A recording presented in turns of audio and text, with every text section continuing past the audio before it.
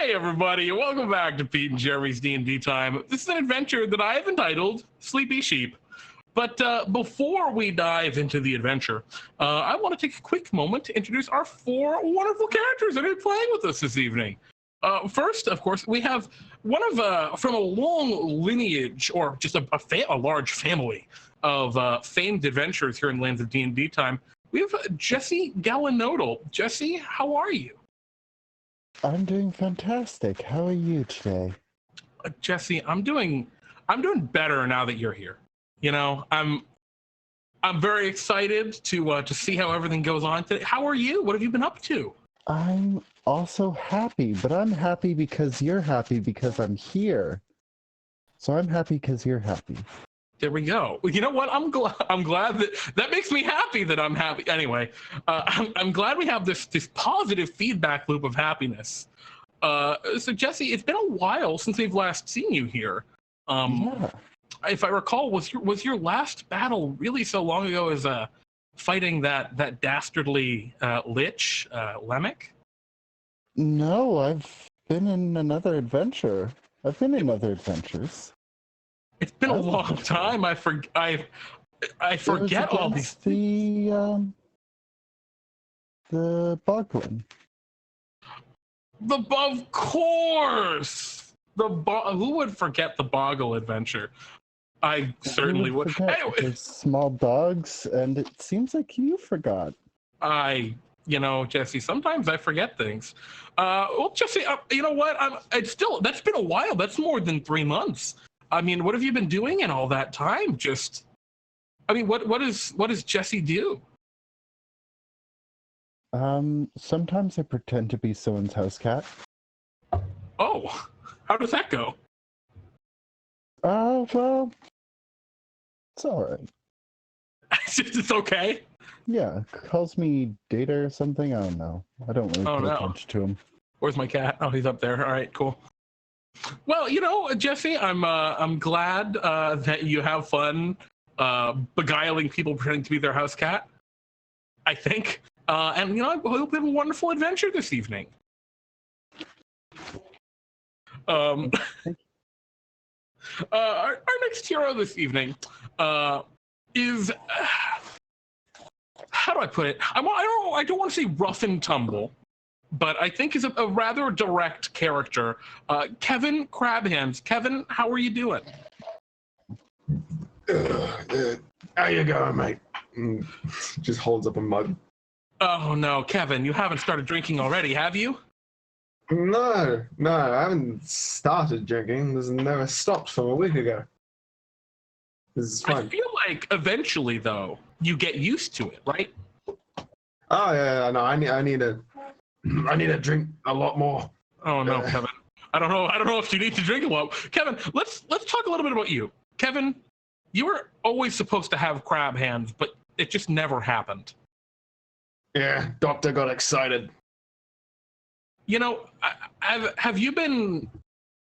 what have you been up to, in recent times? Do you drink because you don't have crab hands? Is that, what this all comes down to? Or you want a quest to gain crab hands? What's, I drink because it's remarkably cheap here. And in the Lands of DnDTime, very much, yeah. Fighting... You know how I was fighting sharks for a while? But yeah, you were fighting a lot of sharks. Yeah, well, I found this, and he pulls out a sword in the shape of a fish. Uh-huh. And let me tell you, it's very good at fighting only sharks. but only against sharks. Only against sharks. So much so, I've actually had to move on from sharks. Oh. There was a whole intervention with the Wildlife Society. And it was no. But yeah, it's now orcas. Oh dear. It's not going great. That's why I'm like this. Is it good against fighting orcas too, or no? No. Now, okay, I'll let you be after this, but I just have one question, and that is: has fighting orcas been less? I know when you started fighting sharks, it did not go well for you. No, I got eaten. Yeah, how are the orcas? Worse than sharks? Better than sharks? Second verse, same as the first. It's not going well. You're currently being devoured by orcas regularly. Yeah. I got one. It got me, but I got half of it. Well, it's a trade. To trade that. All right. We'll take that, an improvement. Well, Kevin, I'm starting to understand maybe why you drink as much as you do. And I wish you the best in your battle against the orcas. I'm sure, I don't know, I'm sure it'll help someday. I'll be king of the sea. All right. Our next hero is new here to the Lands of DnDTime. We have Jorgmir. Jorgmir, welcome. How are you doing this evening? I'm pretty good. And yourself? Jorgmir, I'm doing quite well. I'm doing quite well indeed. Jorgmir, I see you're a tiefling and maybe a musically talented one at that. Jorgmir, what just brings you to adventuring in Bartholomew's company? I got bored with pirating stuff and wanted to try something new. So here. Oh, a pirate a pirate atop the high seas, huh? Yes, indeed. I provide the entertainment upon the ship. Oh, it's interesting. I always wondered that. On I've never been on a pirate ship myself, but I know on like a normal vessel, right? There's the cook, and there's like the bosun, and there's probably some musicians or something. Maybe if it's a big ship. Do the pirate ships have the same kind of deal? Yes, just about. Obviously, someone has to cook. I don't honestly like our cook, but he makes the food. Is that why you left? Because of the food? Not gonna lie, part of the reason is. Yeah, yes. I can't blame you. I imagine it gets pretty old over time. Well, okay, so you've come adventuring in part because you're bored, but I'm wondering, is there anything in particular you're hoping to gain out of this? I know a lot of characters come into Bartholomew, or a lot of players. Sorry, I'm thinking in bard terms of players and characters being, like a character in a play or something. A lot of adventurers come into Bartholomew's company, right, in search of maybe power or glory or even romance for some of them. Is it just finding something else to do? Have you done it all? Is that the idea? Obviously, I can always get stronger. Part of the reason why I'm here is to get stronger, but honestly, I'm just here to be here. You know what? And sometimes you don't need a better reason than that. Jorgmir, welcome. I wish you the absolute best in your adventure. I'm sure, you know what? I can tell you, you're in for a unique experience today. So I wish you the best. I'm excited to be. And last, but certainly not least, or well, maybe least by size, we have Ordin, the Goblin Warlock. Ordin, welcome. How are you doing? Yes, okay. I'm also here. Yeah, I'm here. Yeah, Ordin. Yeah, I'm Ordin over here. Ordin, how are you? I'm pretty good right now. Now that I'm starting to do this stuff and we can figure this out. Yeah. So Ordin, I don't want to, I don't want to be the one to say it, but you look a little bit like a nefarious math goblin. Are you familiar with these? I might be. Well, there's nothing wrong with being Is it a math negative? Goblin. Strictly speaking. Yes. Yeah. Yeah. Typically. Well, in most contexts, it'd be considered a negative. Is this most context? You know what? That's a really good point. No, it's not. And Bartholomew's Adventuring Company, very different than most contexts out the Lands of DnDTime. Then I have nothing to hide. Sure, why not? Yes, let's go with it. Yes, I am. Well, okay, all right. That's a very interesting. I think we have one other math goblin adventurer in the company, so don't worry. It's not you're not alone. But I'm wondering, what has compelled you to join Bartholomew's Adventuring Company? Are you here to further your knowledge of mathematics, or are you perhaps one of the rare few good math goblins, not here for evil? Well, here's the thing. See, I do want to learn more about mathematics because in my time I was being trained as a mage. I wanted to become even a geomancer. Oh dear. And I was starting to learn the basics of algebra. And I came upon a discovery that is what's the word, the proper word? Horrifying. Horrifying is the correct word. Now, in what way is this horrifying? Well, okay, let me explain. Let me try to explain. So, you know how you take a number and you add another number to it and you get a big number? Yeah. Okay. But you take that big number and then you add a number to it and then you get a bigger number. Yeah. Yep. Totally. And you can keep doing this, and you don't get to stop doing this. You can do that forever. But don't you run out of numbers at some point? But you don't run out of numbers. This is like we've been using dangerous. Such small numbers. This is a dangerous line of thinking. We don't realize that they never run out. Ordin, this could be very dangerous. Are you sure you want to think about this? The power of mathematics, I mean, that could warp reality. That's why I'm here, so I do understand it, so it doesn't destroy. Wow. Well, you know what, Ordin?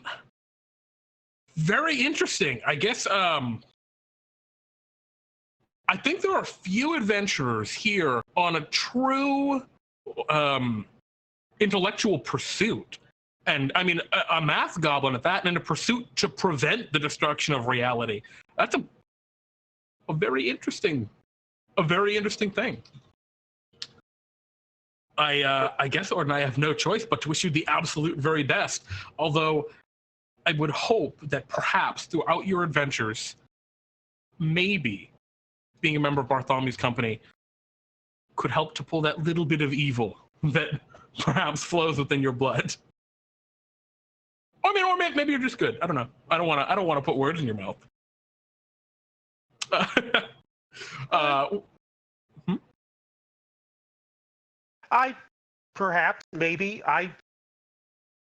don't know. I would have to think about it and then consider it several other times, and then probably think about it and consider the wrong answer.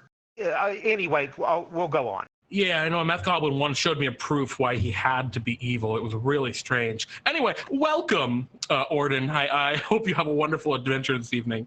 And let's dive back into it. Let's dive right into it. So the four of you heroes have either recently or have been for some time signed up as members of Bartholomew's adventuring company.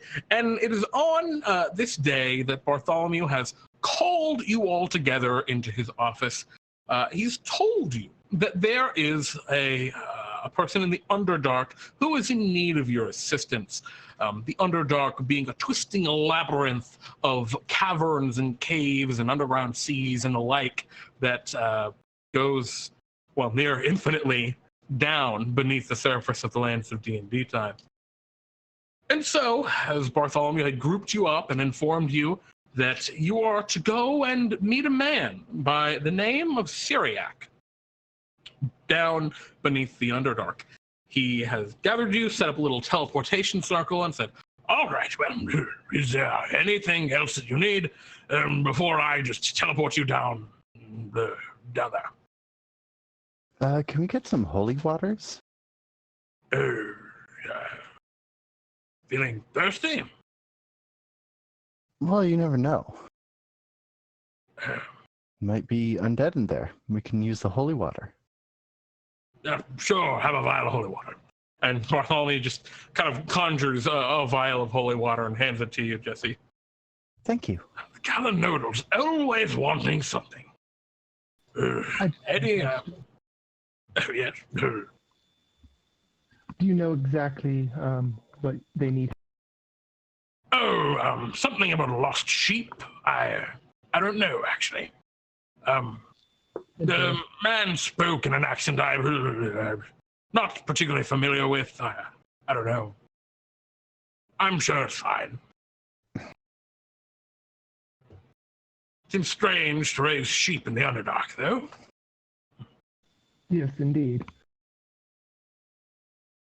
Well, if that's the end of the questions, and he kind of taps his staff upon the ground, and with a flash, you are teleported, well, into darkness. It is absolute darkness where you are. Ordin, you're being a goblin, has dark vision and can see. As with you, actually, does everyone here have dark vision? Yep. Kevin, do you have dark vision? Kevin might have dark vision. We'll have to figure that out. But you, I legit you don't. find yourself in an underground cavern. It's pretty tight. I mean, it's only about 15 feet across. It's a stone tunnel. You see signs of maybe you hear like little drippings of wetness in the distance, right? You see signs of or smaller tunnels that have like burrowed into the sides of the stone, and the like. And maybe way down the tunnel, you see a speck of light in the distance. Maybe the way to go. I mean, there's only two ways you could go. What would you like to do? Look for sheep. I would also try to look around. Testing, if there's testing. any. Greener, welcome back. Yeah, no, I was just talking. I was wondering why Bartholomew didn't give him any booze. I was like, yeah. And a flask of booze just appears in the air behind you. There's a thank you to the. No, Bartholomew's just like, everyone except for Kevin. What would you like? Okay, so it looks like, Jesse, you want to just immediately look for sheep. Can you roll me a perception check? Yeah.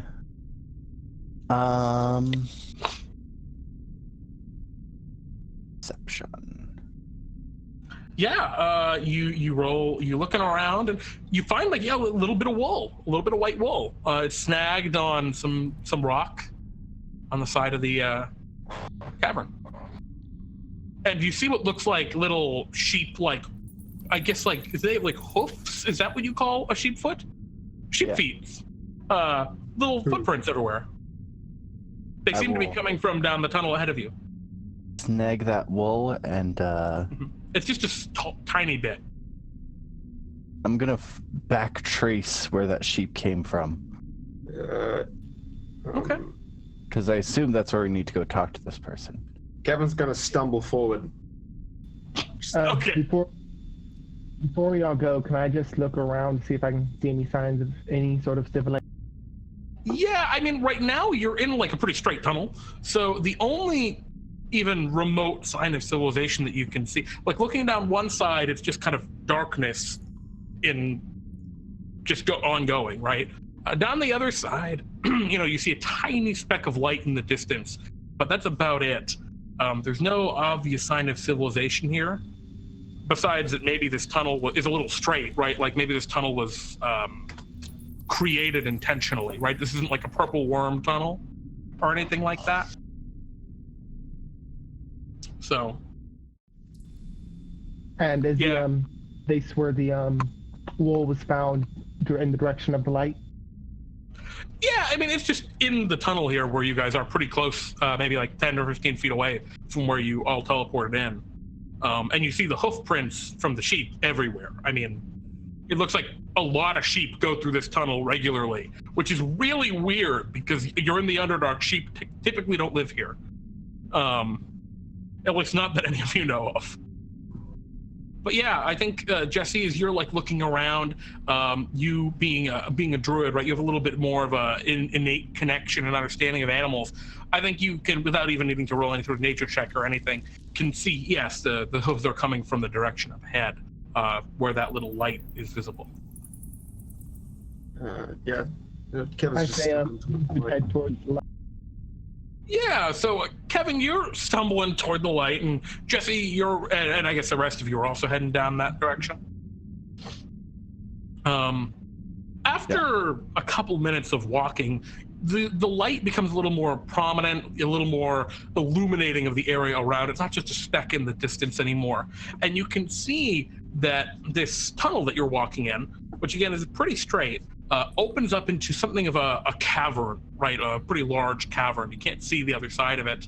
And you can see that the light seems to be coming from this small stone structure or next to a small structure that you, again, think is stone. But as you get, like, really close to it, it doesn't seem to be stone. It seems to be something strange. It's almost like a log cabin, but the logs are strange. Some of them are like a peachy kind of color. Others are red. A couple are purple. It almost looks like mushrooms.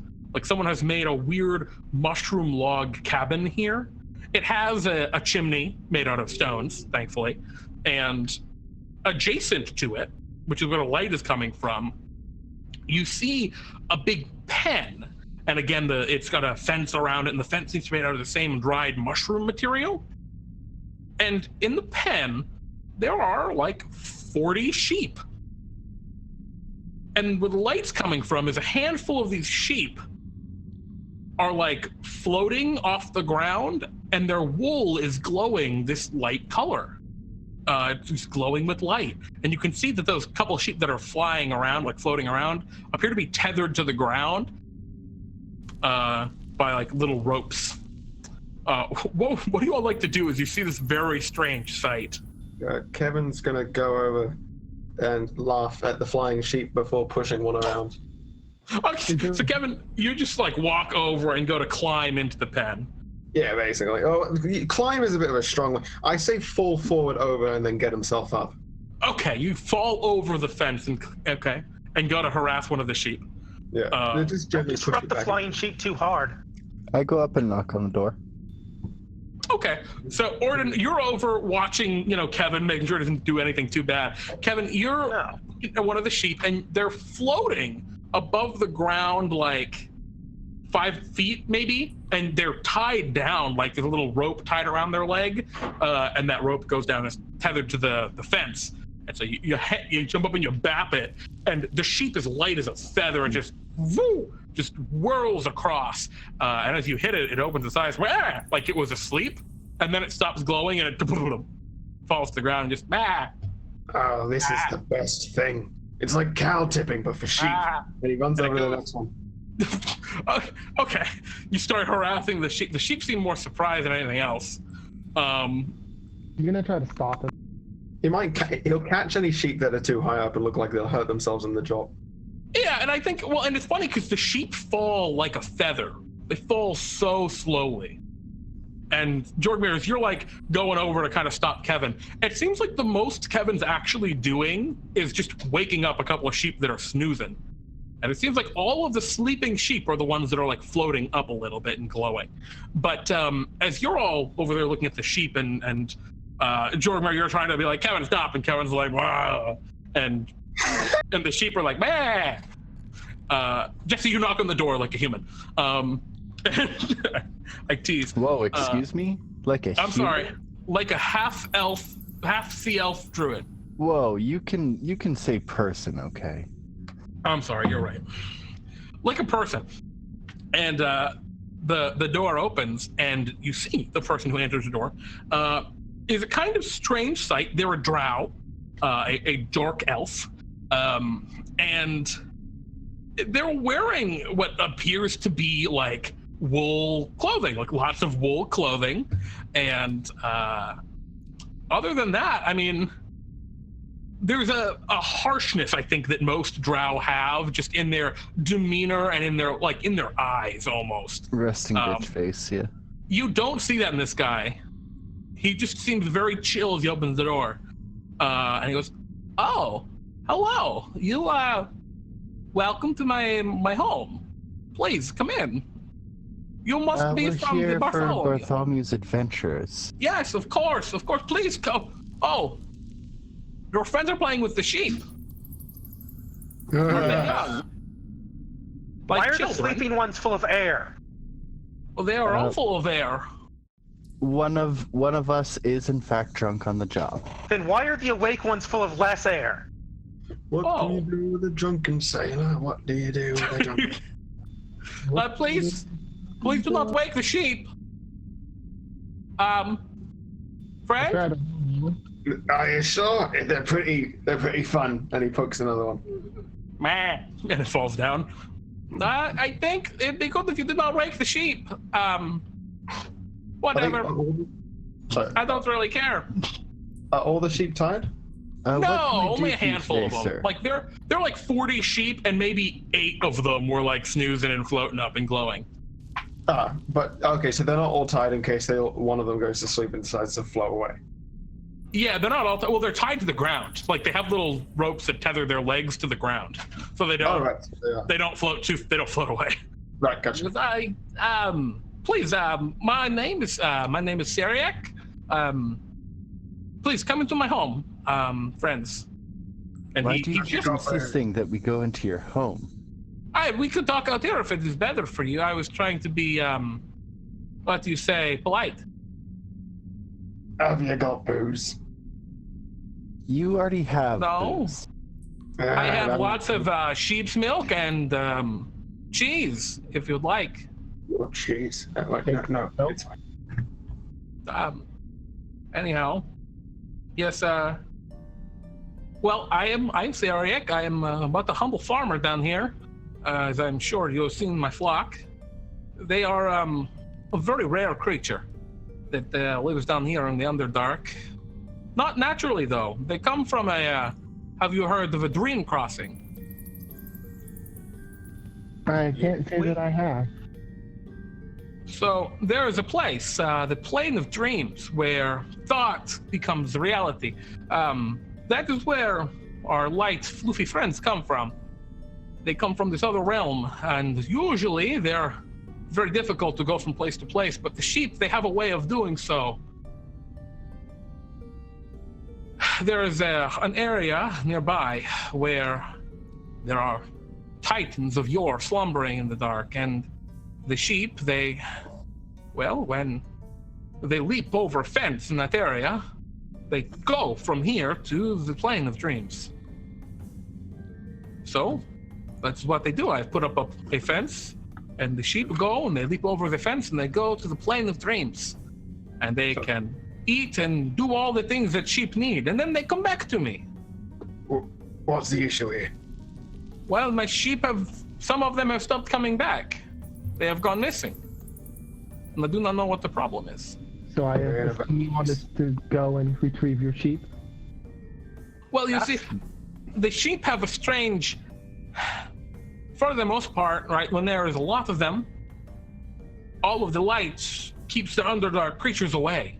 Because the Underdark creatures do not like the light. I do not like the light, but it keeps me safe from the other drow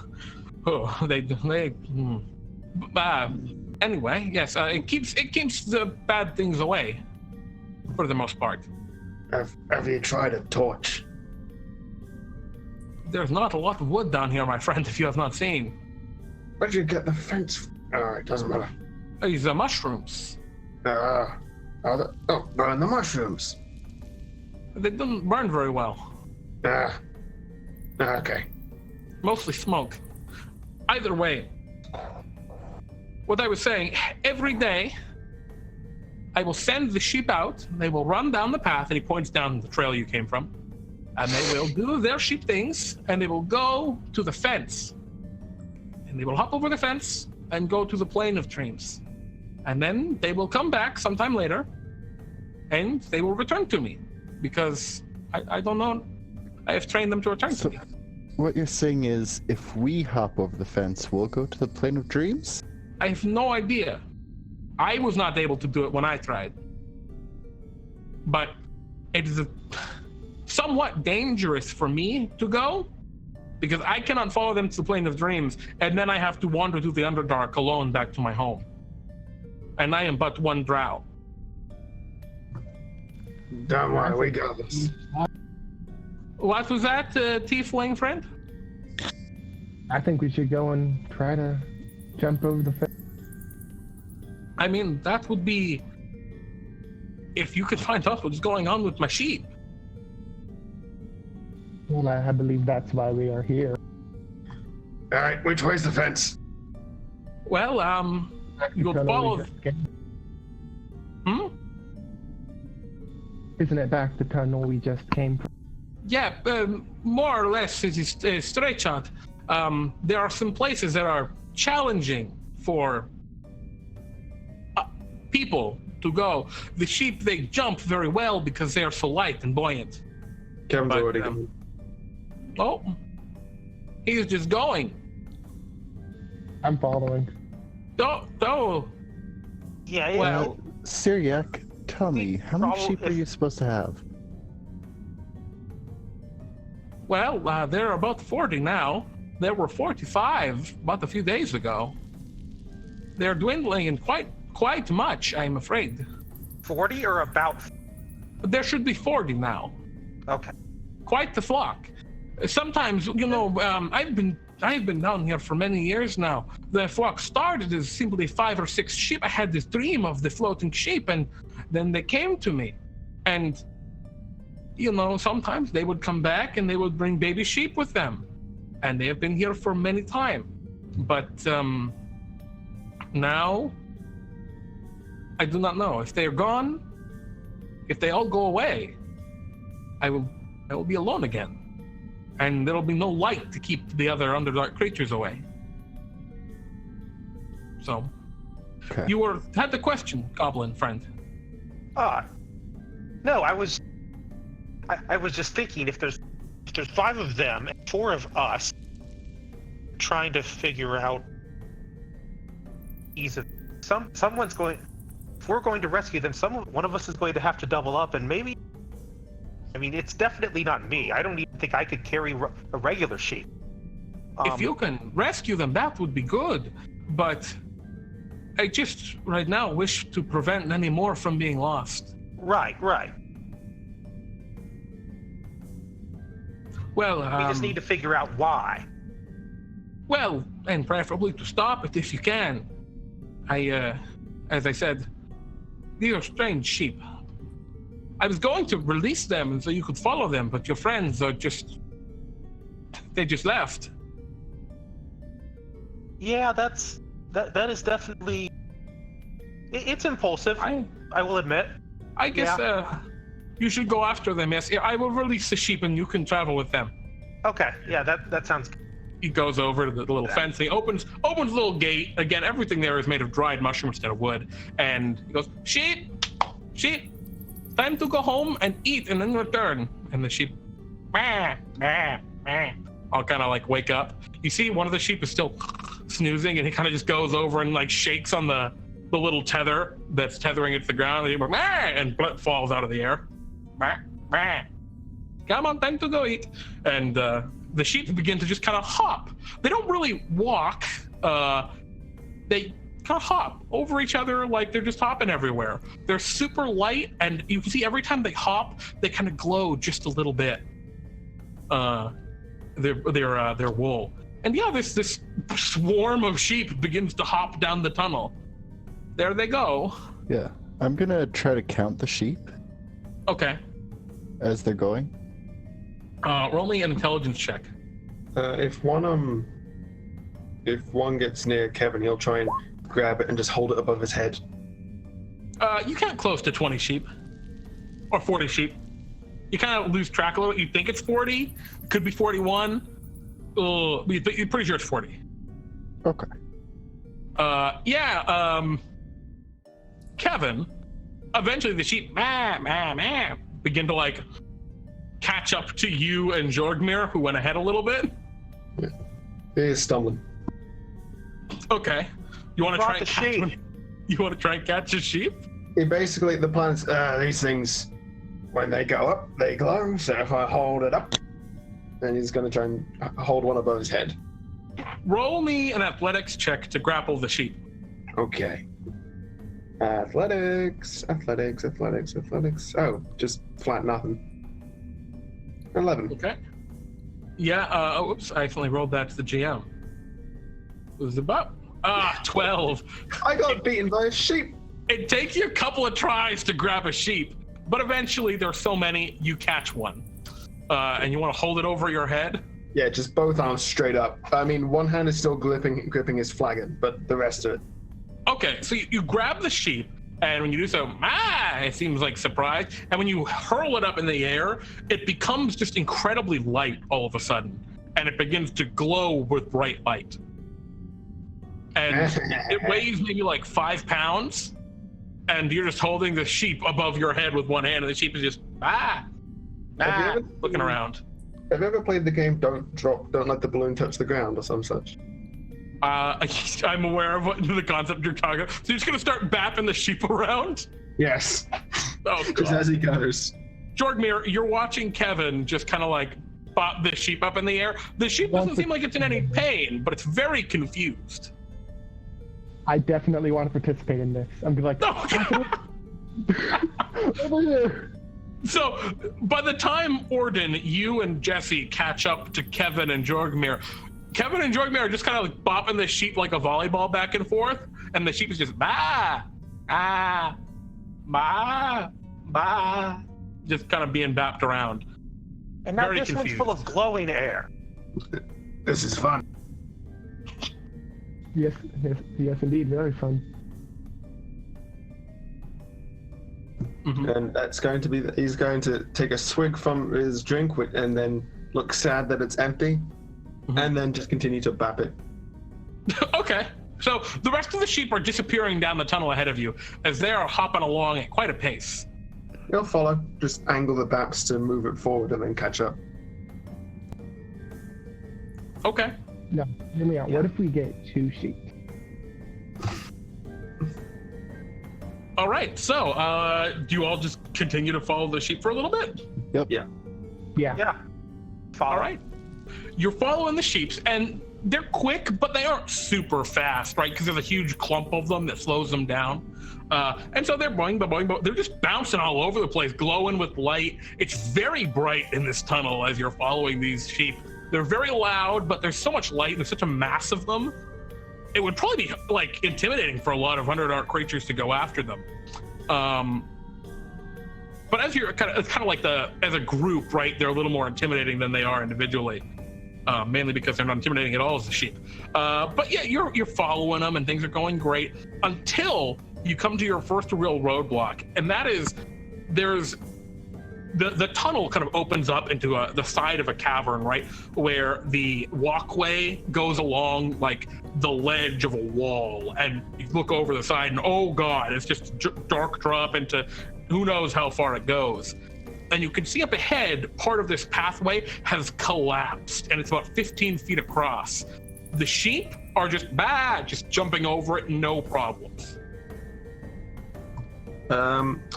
Okay, All of them are making it perfectly fine? Yeah, well... But they're floating. Yeah, well, that's the thing, right? They seem to be able to control their flotation, right, by this glowing and dimming of light. The brighter they glow, the more they float. And I think, at full brightness, they might just float away. Well, at least that's not where the sheep are disappearing then. Presumably. You could probably ride. So Kevin's just going to look between the sheep and the drop, and then the one he's bapping is, without going near the drop, he's going to jump up and try to grab it to see if it'll carry him. Or if he'll just... you think if it'll carry your weight? No, it could be like a touchy levitation effect. Not sure. Yeah, it does not seem to quite have the oomph to carry your weight as you jump up and try and hold on to it. At least at its normal lightness, right? As you jump up and grab at it, startles, and all the light kind of goes out, and it, boop, you plop back down. Still very light, but you startled him. He will hug his fluffy friend and then look towards the others. What are we doing then? You could probably ride across. You're a small creature. Ordin, do you want to try and ride a sheep?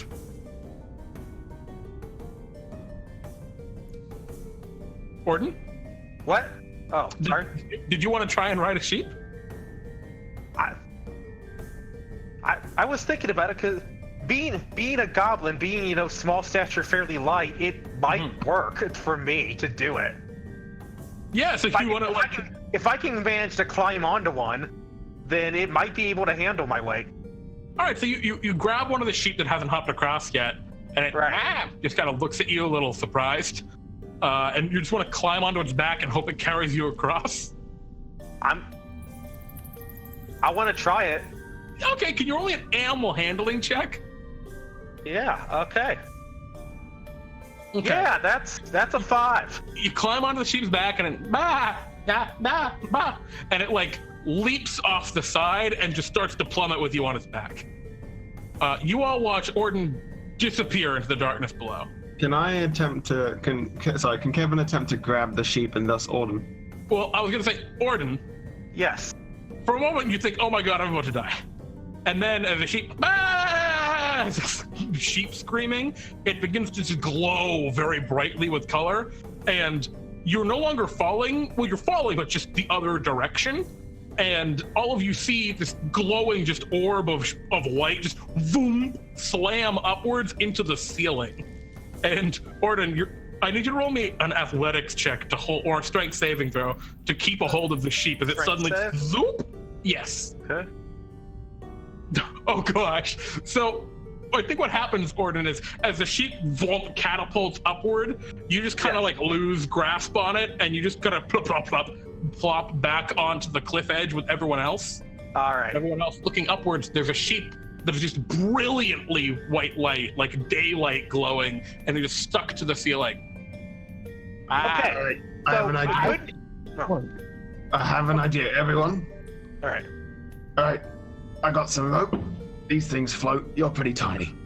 Yeah. And so I'm going to strap you to this sheep, and then I'm going to chuck you across the cavern. This is good because we've learned they're motivated by panic. Yes. Come here. And he's going to go reach down to like try and pick up the math goblin. Yeah. Okay, you let him pick you up? Jeremy, I'm going to let this happen. We're trying to get across the cavern? Yeah, most of the sheep have crossed this like 15-foot gap and are continuing along the passage. It's only 15 feet? Yeah, it's 15 feet. Oh, I jump across. Are you strong enough to make a 15-foot jump? I'm gonna transform into a Deinonychus and running leap. Does it have like a feature? It has pounce, but it also has 15 strength. So. Is 15 strength enough to cross that? It is, 15, isn't it? Yeah, 15 it is. is exactly what it needs, yeah. Yeah, all right. So you transform into what to all of you sees a velociraptor, and all the sheep go and begin to glow brightly and zoop, go upwards. Ordin, you're tied to a sheep, so you are now hanging by your, I guess, like one leg from the ceiling. Or did you tie it? Or are you tied on the sheep's back? He's tied on the ship basically. He's like, if Kevin had his way, he'd be face down on top of the sheep, and there's just like a rope wrapped around the two of them, like over his back and under the sheep's You're stomach. strapped to a sheep that is now on the ceiling. This is good because falling off was the problem. But Could I have grabbed the rope on my way across or not?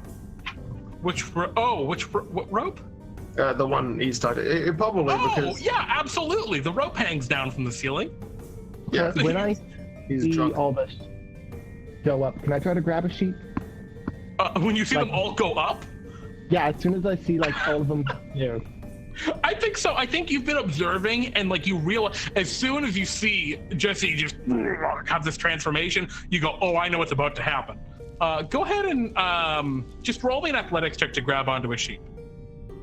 Athletic. And this is just how yeah, absolutely. You are, I guess, grabbed onto a sheep. I don't know how are you just got like your hands in the wool and you're just hanging onto it upside down from the ceiling. Yeah, I'm just like arms wrapped around it. Beautiful. Okay, so Ordin and Jorgmir, you're on the ceiling hanging from sheep. Ordin a little more tightly, but with less control because you're tied up. Jesse, you just hop across. All right, and Kevin's gonna still holding onto his mug, but probably with his teeth right now, is going to take a small run back, and then they're going to take a running jump. The plan here is to wall run along the side, if he can. Acrobatics his way across. Okay, you want to try and like do a sick wall run maneuver. I know at higher levels, monks can just do that. Yeah. But He can't right now, but yes. Yeah, so at this lower level, I'm going to need you to roll an ability check. Yeah, and along the way there, if he can stick out a hand to try and grab the two that are stuck to the ceiling. They're about 20 feet up, so I'm not sure. Are you trying to just run like vertically up to them to grab onto them? I mean, are they both near a wall? Oh, yeah, they're pretty close to the wall. Okay, so the plan would be run vertically up to try and grab the two of them, then just jump off and hope you angle properly to not You're going to try and parkour grab the rope. I dig it. Yeah. Go ahead and roll me an acrobatics check. Come on, I've got a +5 to this. This is going to be bad or good. What was someone saying something? I wanted to ask if I could see him prepping for it, because I'd want to give him bardic inspiration before he does absolutely. it. Yeah. So Yeah. like when you say, hey, you've a got D6, this, right? and give him, D6. Excellent. I love it. 16. We'll take it. So as you kind of call out this bardic inspiration, that actually makes a big difference because 15 is the length, 16 means it's a comfortable landing. So I think, you kind of run up the wall and grab onto the rope and swing over next to Jesse, Jesse, what are you doing? You're a velociraptor right now. Basically. Oh, sorry. You're a Deinonychus, or Deinonychus. But that's a Jurassic Park velociraptor. Yeah. Or what are you doing now that you're on the other side with the sheep? Well, are the sheep continuing to go on their way, or are they like... Some of them were startled by you. The rest of them have continued to hop. There's probably about 7 sheep still in the cavern with you. The rest have continued hopping along. Okay. Down another tunnel. Yeah, I'll just continue following the sheep. Okay, are you trying to be stealthy about it? Sure. Because they were definitely startled by your dinosaur form. Oh yeah, you, if they knew you were there, they'd be even scareder just because of how quiet you're being. Like the predator hunting its prey, you're easily able to stealthily follow these sheep. Kevin, you land on the ground and you see Jesse in dinosaur form, like slinking away to follow the sheep as the rest of you get across. So Jorgmir, you're the only one who's not across right now, right? How are you going to get across? Okay, so you know how if you're like sitting on a skateboard, to get across, you kind of like lunge yourself forward in slow motion? You're going to try and just angle the sheep in the right direction? Yeah, I'm just gonna try to slowly like lunge my way forward. If that fails, Kevin's gonna like take his fish sword and just stick it out over the chasm, like you can jump. Just catch it. Okay, so I think as Jesse sneaks ahead, most of the sheep calm down and start to slowly float down. The one that you're on, Jorgmir, is starting to fall down a lot faster, but still not incredibly quickly. I need you to roll me, what do you think, an acrobatics check to like swing it, or maybe athletics? You can do it however you'd prefer. If you have land vehicles, that would be fine, but not a lot of folks do. I mean, I have water vehicles. Okay, yeah, you can roll. I think that's okay at this point. It's balance, we'll say. The same ideas apply. Huh? Athletics? Yeah. Yep, that would be effectively what you could roll. 22. Oh yeah, you guide the sheep. It seems like on the descent, it's much easier to steer the sheep. You steer the sheep right down next to everyone else, and the sheep is very confused as you land, and you're sitting on the sheep's back, and the sheep's bah, and it just kind of like sits on the ground like you're too heavy. Get off me. Yeah, I'll get off. Okay, and then the sheep looks at you, bah, and begins to hop with the other 7 sheep down the hall. Continuing along, you've all passed the first challenge, a random pit. Probably the most dangerous Am thing. I still tied to the sheep? Yes. I think you still are. Do you want to not be tied? I think here's the thing, like you're tied to the sheep, but you're drunk Kevin tied to the sheep, which means you can free yourself at any moment. Exactly. It's not a good time. It's not a very good knot. He I would mean, be under his arm. right now, I feel it's actually probably safer for me to be tied to the sheep, so I'm gonna do that until I say otherwise. Okay. Kevin will be bouncing said sheep above his head as he walks. Okay. Don't get sick now. Oh God! Oh dear. And So, what was that, Jorgmir? I'll continue playing with him with the sheep.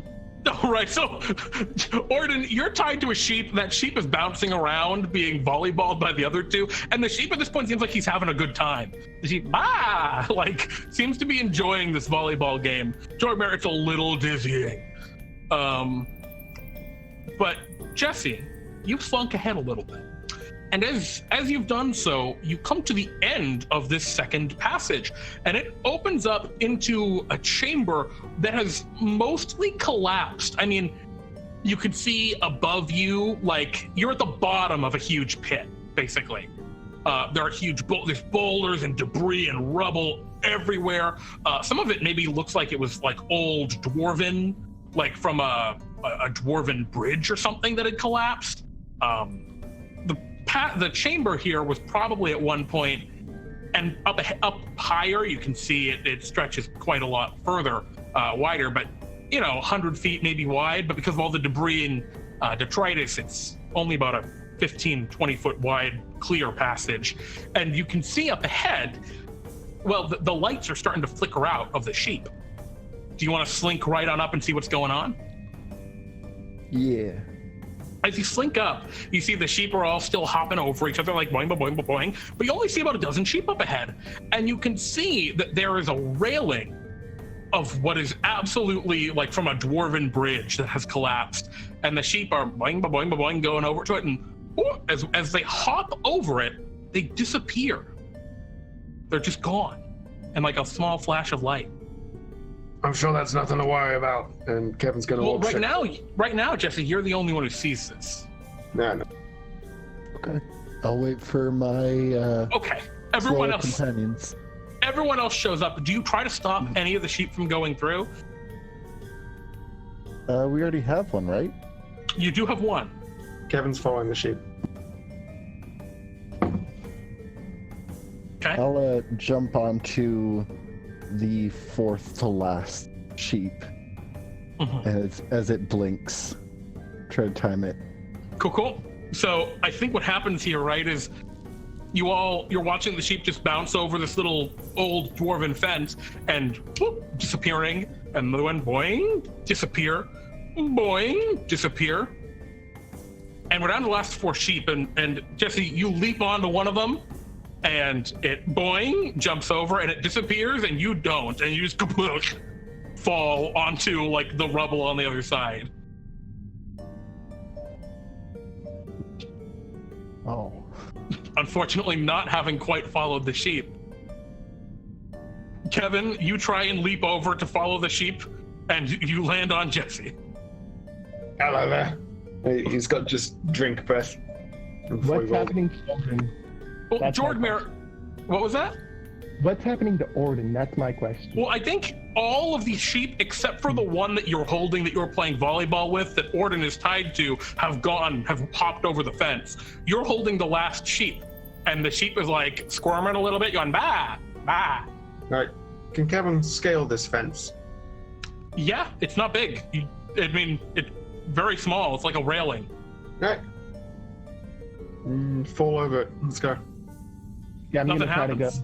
Yeah. All right. He's gonna grab the sheep and then pull it over the fence with him. What were you saying, Jorgmir? I'm gonna try to go over the fence too, even though now I know nothing will happen. Okay, you also jump over the fence with the sheep and Ordin. Ordin, the sheep disappears that you're tied to. And you're all now in a heap on the other side of the fence. I'll catch him. Oh, okay. Kevin, you catch them. You do not fall in a heap, Ordin and Jorgmir. Kevin catches you in his arms. Yeah, one each, holds them up by the scruff like cats. Throw me back over, would you? All right. And he just chucks him back over. We're out of sheep. Don't. All the sheep are gone. So the sheep went through here, and we didn't. Knock on the Can I air. roll an Arcana check to see what's going on here? You absolutely can, Kevin. I didn't quite hear what you were saying, Jorgmir and Ordin. I'm going to try to just climb the fence and just knock on the air that it seems the sheep disappear at. Can you roll an investigation check? Ordin? Oh no, I was just stating what was going on out of character. Gotcha. Yep. Okay, so Jorgmir, you're trying to knock on something, but there's nothing there. It's just air. Kevin, this is weird. You're not familiar with this. You've never seen anything like it before. You're not really sure. I think something that you do notice, I think all of you notice, well, especially Jesse notices because they were here earlier watching longer. There was a huge flash of light for each sheep as it hopped up over the fence. It was just suddenly very bright. Do we need to be asleep? Like, you're not counting sheep? Is it they jump over to figure out what's going on? Can I roll like an animal handling maybe? Or survival? Yeah, I mean, I think you can roll an animal handling check. Kevin's gonna just try and drunkenly enter a stupor. Maybe that's the key to get to the plane of dreams. You have to be asleep. And Yeah, I'm gonna fall to hearing that. as Kevin lies down on the ground and goes to snooze, which I think Kevin can just do because he's mostly drunk, you guys see Kevin disappears. Okay, I think falling asleep worked. And I think, Jesse, you rolled a 7 on your animal handling. I don't think you saw the sheep do anything in particular besides jump over, maybe a little sleepily. But you've just watched your friend Kevin disappear. Mm-hmm. So that worked, but there's a problem. He was the only one with booze. Beasts or another type of creature? Pardon? Were they beasts or another type of creature? The sheep are, let's find out. I think they're beasts. Yeah, they are beasts. These glow sheep. What CR are they? I mean, they're CR0. They're glow sheep. CR0, you say? Yeah. Would I be able to turn into a glow sheep? Sure, if you'd like. That's another wild shape. Yeah, I'll just try to go to sleep. Okay, you want to try and go to sleep?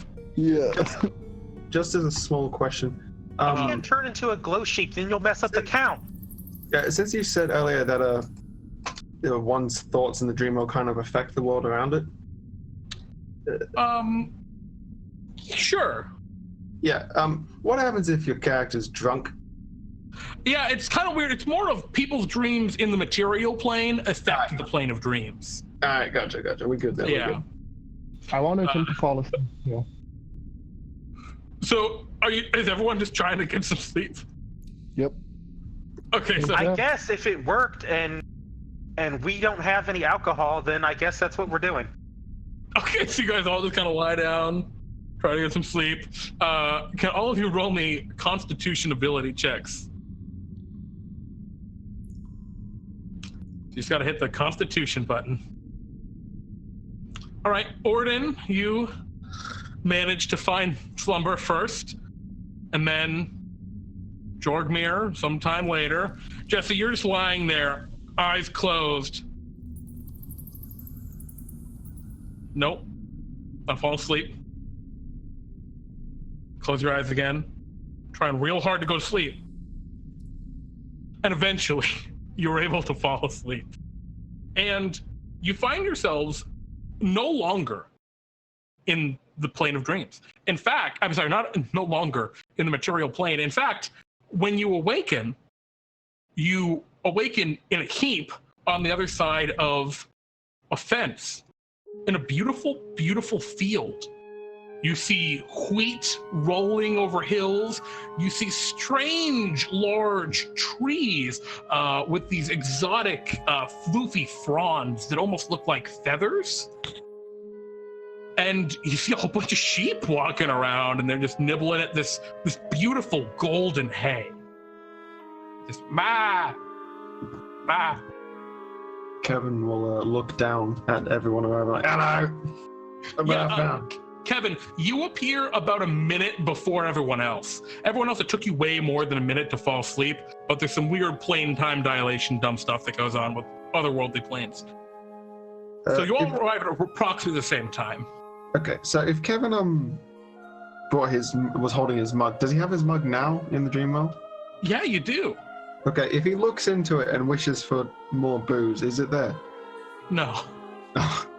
He like cries a little bit to himself and then just, keeps walking around.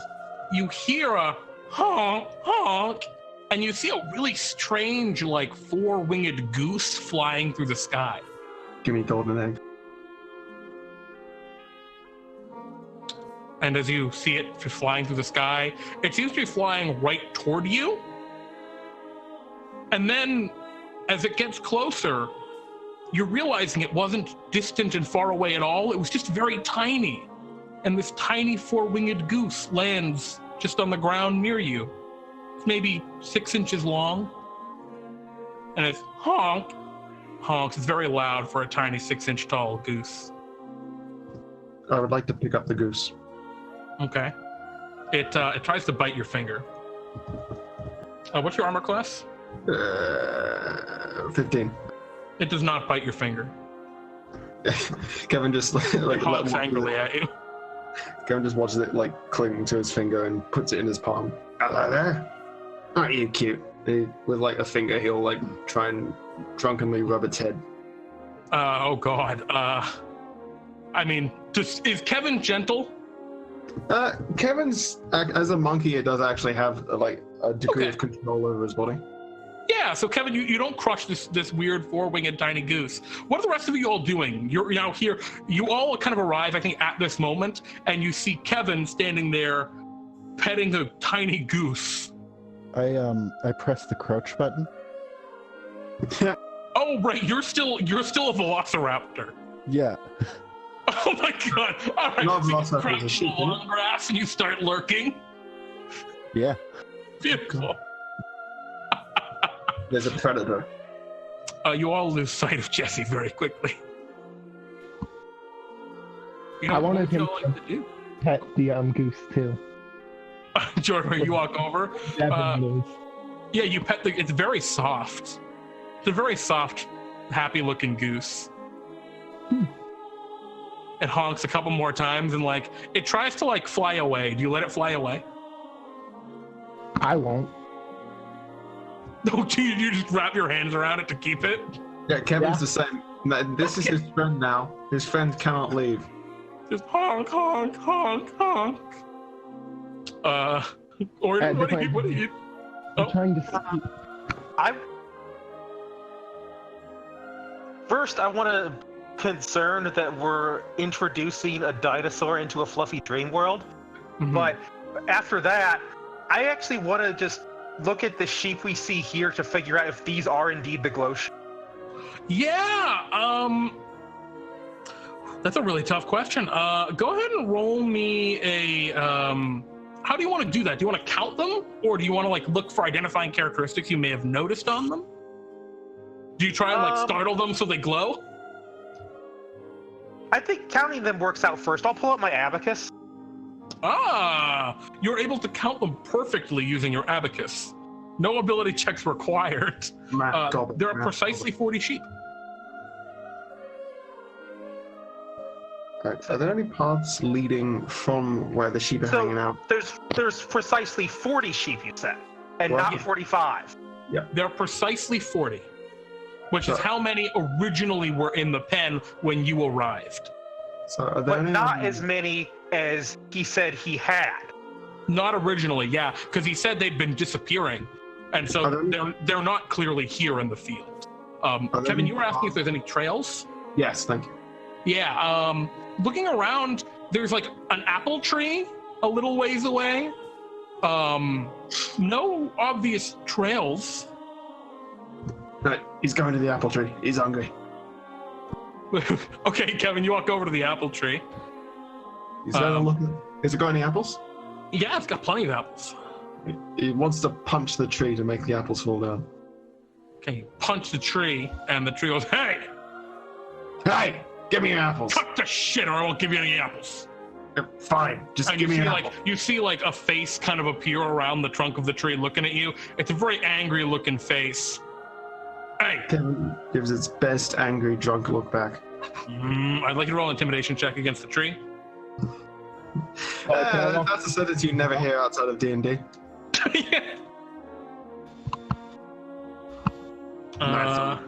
The tree goes, hey, cut the shit. Oh, you want around here apples? You want some apples? You have to ask like everyone else. All right, give me some apples, please. All right, I can't stay mad at you. And you see that one of the branches comes down and then just brings an apple right to you. He plucks it and like takes a bite. You tore it off of me! And the tree You're a starts good to tree. You're a very good tree. What do the rest of you do as Kevin's having this weird experience with the tree? I want to walk over to the tree too. Okay, the tree is like screaming. Another branch has come over, like it's holding the branch that you plucked the apple off of. It's like, oh, I think you just want to bite. You tore it off of me.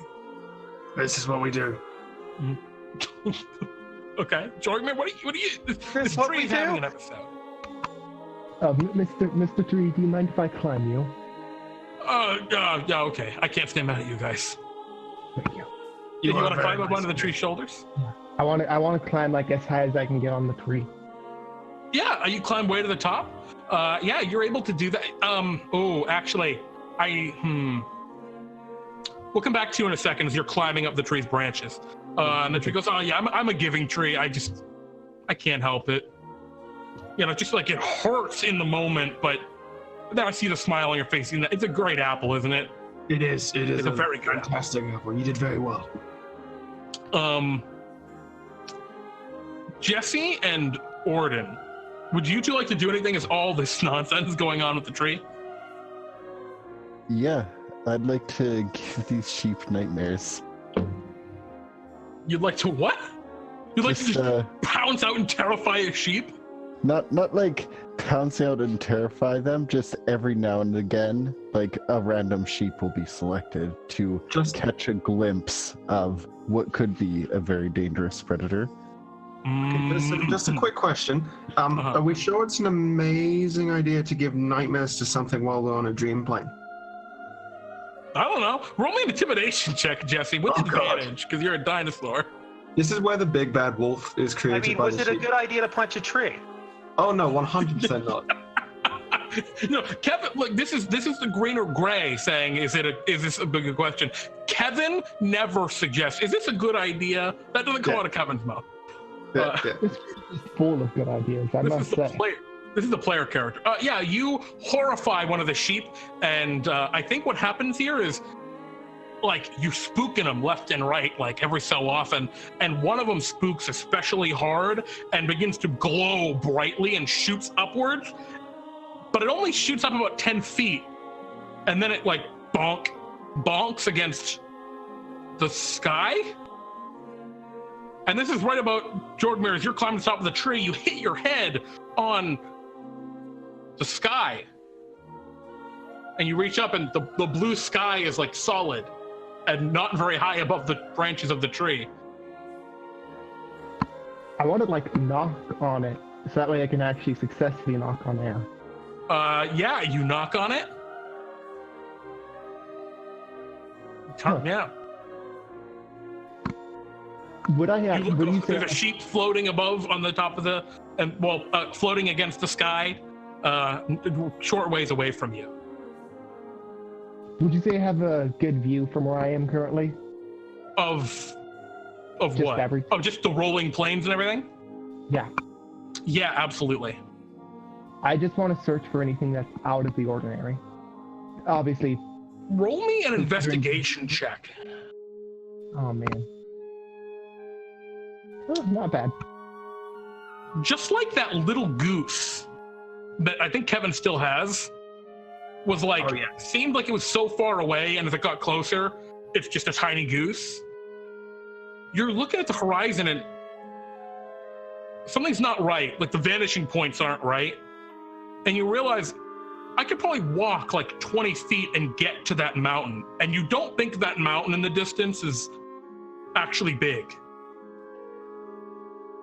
and it's really hard to like understand as you're looking out into this weird, distorted horizon. You're almost in like a Roadrunner Wile E. Coyote kind of deal, where it's almost like the walls are painted, but they look real.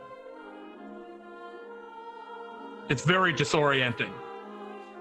Yeah, I'm gonna get off the tree and tell Kevin. I think we should try to walk to those mountains over there. Yeah, I'm in for a hike. Thank you for your apple, Mr. Giving Tree. Oh yeah, all right. I mean, take care. You Come back too. forever. Come back all the time. I'm really lonely. Good trick. Sheep. And with that, he walks off. Yeah. I mean, Jesse and Ordin, are you two doing anything?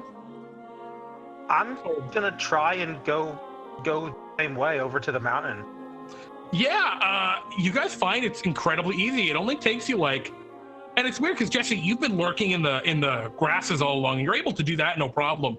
But as soon as like you want to go walk over to the mountain, you just take a couple of steps and you're over at these mountains. But it's like they're tiny.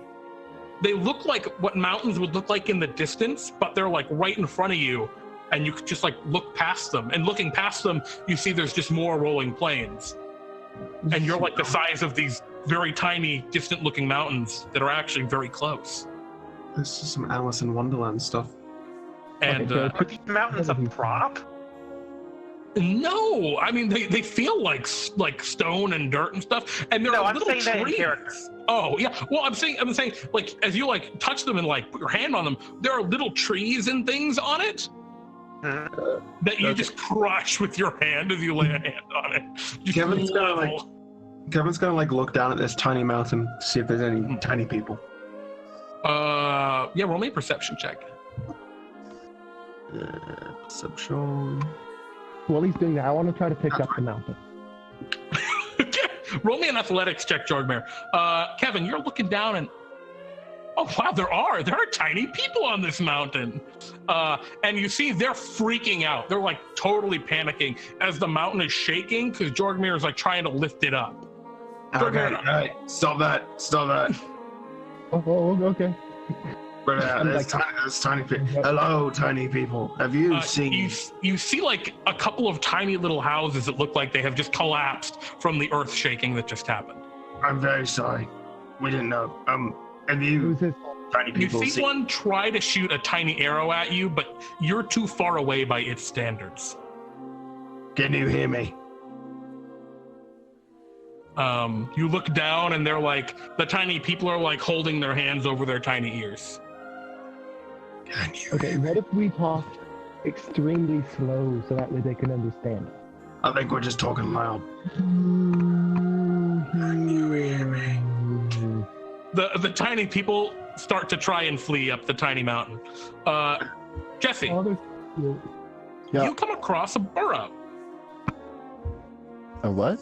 A burrow just in amongst the grass. Looks like a little burrow dug into the ground. Looks like it'd be about the size for like a small creature. I'm gonna try to squeeze my way in there. Okay, you start squeezing your way in, just squeezing your way through this little burrow. And at probably about 10 feet down, by your standards, right? There's probably a mountain range length by the mountains in the distance. But you squeeze down this tiny hole, and yeah, there's a little door at the end. It has a little light, like a lantern hung up, and it's got a doorbell, like a ringing doorbell. That rings the bell. I wonder if there's a shrinking potion. How do you do that? I bash my face into it. Okay, ding, ding, ding. You do that, and you hear, oh, just a minute. A few minutes later, the door opens, and you see a little mouse person. He's wearing, what is he wearing? He's probably wearing like, just like a simple kind of tunic kind of deal. And he looks at you. Hello.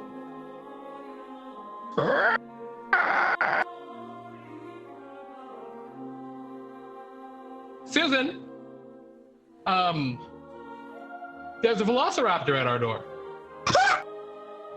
And you see another mouse person walk up beside him. she is wearing just a little bonnet.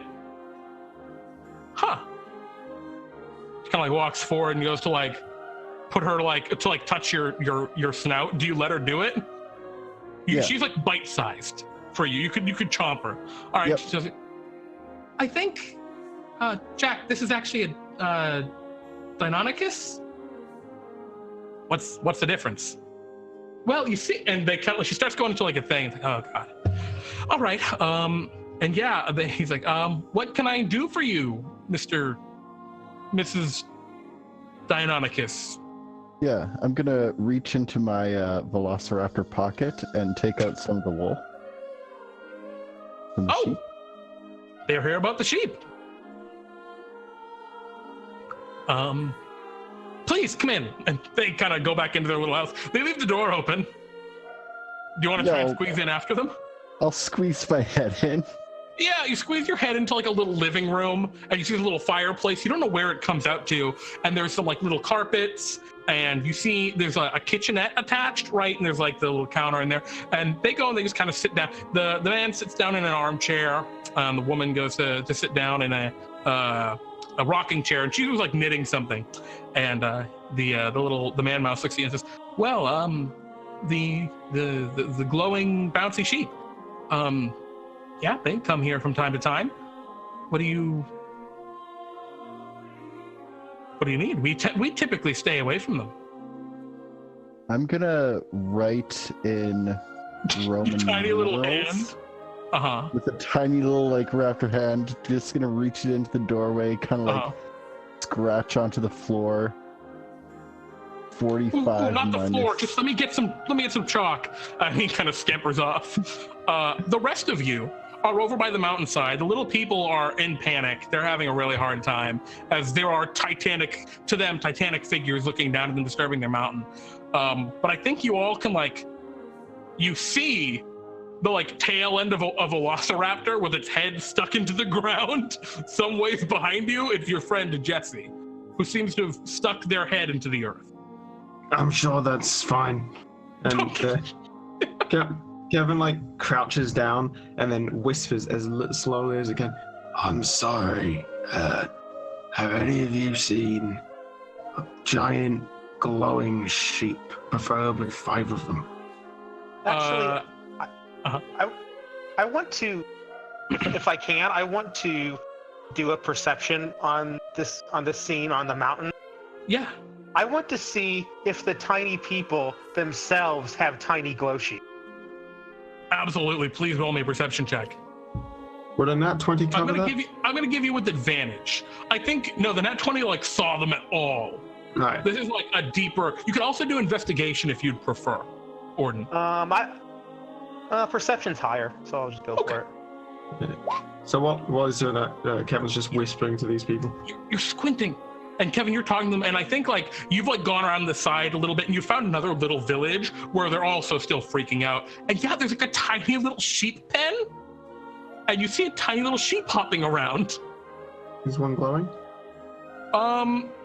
It's sort of hard to tell if they're glowing, but they're hopping a lot higher than sheep should be relative to their size,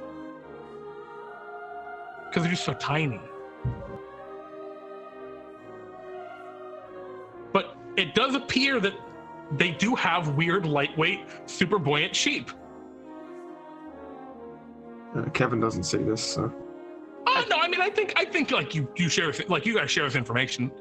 I think I share the information, but I'm saying I think I got an idea. Yeah. Are there 5? No, they've got a flock of sheep. Go! I'm stealing your sheep. Kevin, you want to scoop a handful of sheep? Yes, being very careful not to crush any of them. You tear up you just take a chunk of the mountainside out that has one of the little sheep pens on it, and the sheep are freaking out and the people are freaking out, but you just scoop it up in your hand because it's tiny. Yeah, he's gonna look at the sheep and the slight amounts of dirt there for him, and he's gonna count out 5, and if there's any excess, he's gonna try and gently place his palm back onto the ground and gently nudge them off back onto the. I'll hold my hand out so that way you can count them into my hand. Okay. I'd like each of you to roll me sleight of hand checks. Oh god, these poor sheep. Jorgmir, what? No, Jorgmir and Kevin, Okay. you two are the ones counting out the sheep, right? Okay, yeah. Ordin, your hands are clean of this. You just saw them, that's all. You're not trying. Actually, wow, you don't crush any sheep. Miraculously, you count out 5 of the sheep, which you steal from these tiny people. And what do you put the rest of the sheep back? Yes, in the same destroyed place that he picked up. Jorgmir, you have 5 minuscule sheep in your hand. I'm sure this will be fine. And then you see one of the minuscule, I think what happens is one of the 5 minuscule sheep begins to glow just enough that you can see it, and you see it start to float out of your hand just upward toward the sky. We found it. You grab that. I'll put these back. It's going so slowly relative to you, but relative to their tiny size, it's got to be going wicked fast. Yeah, so I'm gonna slowly put my hand on top of it and try to gently push it back down with the rest of the flock. No, Okay. Kevin's putting the rest of the flock back. Then we found the floating one. Sure. So you guys capture the 5 tiny minuscule sheep. Jesse, you're talking to the mouse people. They bring you a chalkboard and some chalk. What do you want to talk? What do you want to ask them? Basically, I'm trying to ask them if they know about the missing sheep. No, they don't. They were created by a man named. Do they know his name? Yeah, they were created. They were dreamed into existence by an elf named Cyriak, is what they tell you.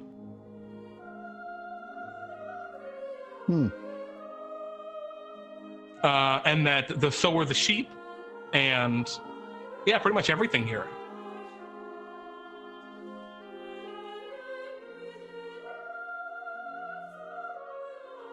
Okay. They tell you there used to be dark, evil things here too, but the sheep are so bright it scares them away. Okay. I'll thank them and then wriggle my way back out of the hole. Okay. I think this is where you basically all group up. You group back up as Jesse, you pull your head out of the hole.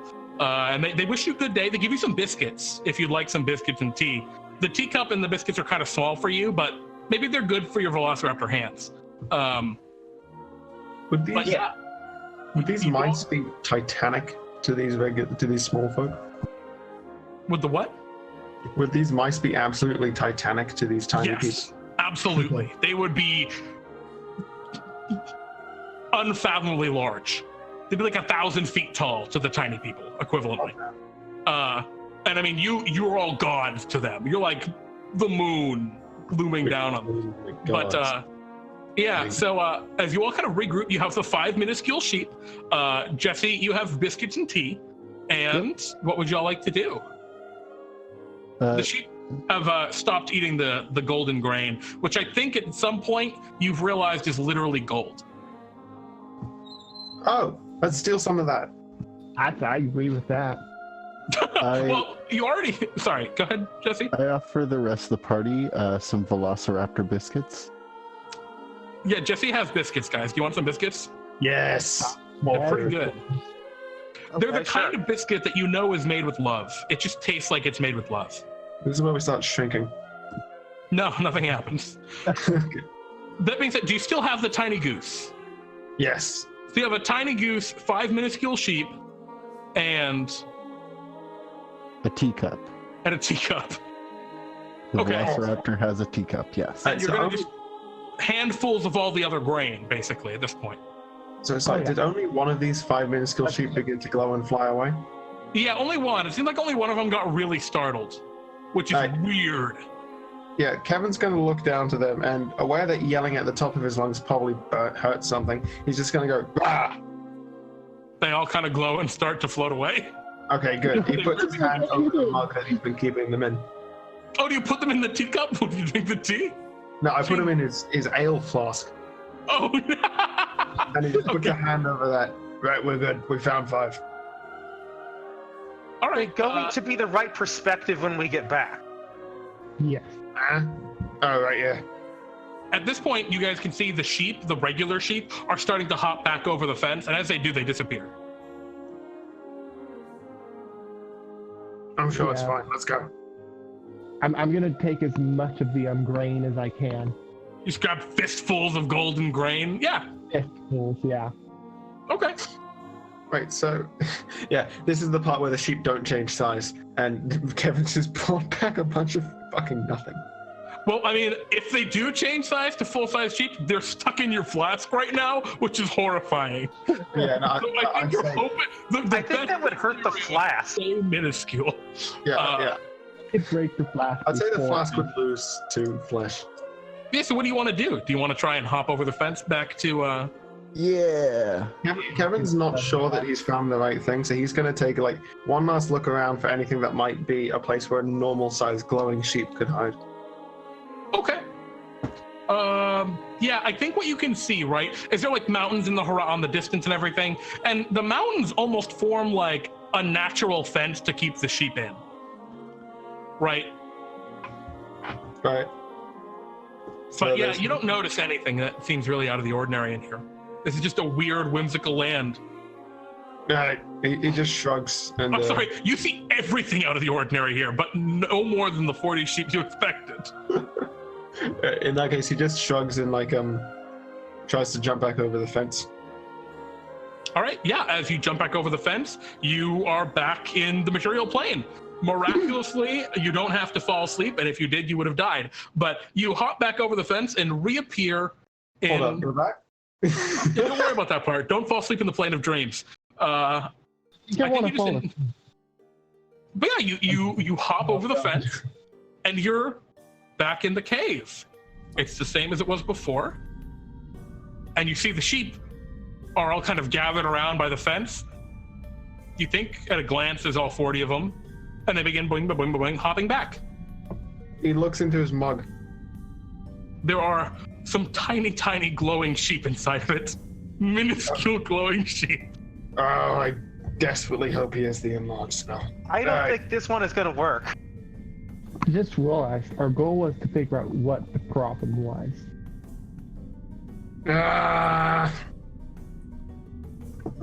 What would you like to do? I mean, this is like 0.05 sheep at the most. Yeah, I'm Kevin's gonna follow gonna the sheep. still in a drunken stupor, fall asleep again against the floor. Do I need to reroll stealth or no? Did you guys come with him? Yeah, you definitely would need to reroll stealth now that you're coming back. Okay. Yeah, now Kevin? that I realize that we didn't accomplish our goal, I'm gonna try to fall back asleep. Yeah, Kevin's just gonna enter a drunken stupor while he's already there, and he's just gonna hit the wall. As you all plop down and try to get some sleep, I think, you're seeing the sheep all boing, boing, boing, boing, hopping away. They start to head back down the tunnel, back toward Cyriak's house. But as they're hopping, and the last couple of sheep are hopping away, you see the very last sheep, like boing, boing, boing, and it stops. It's just like it's bouncing and going back down and going back down, and then as it bounces up into the air, it just stops in the middle of its like arc and just kind of like swings in the air a little bit. And then you see it slowly begin to rise upward, but it's not glowing. Can I roll a perception check? It seems very concerned. Can I Can see I what's try to- through this? Jump up and grab it. Actually, I'd like you all to roll for initiative.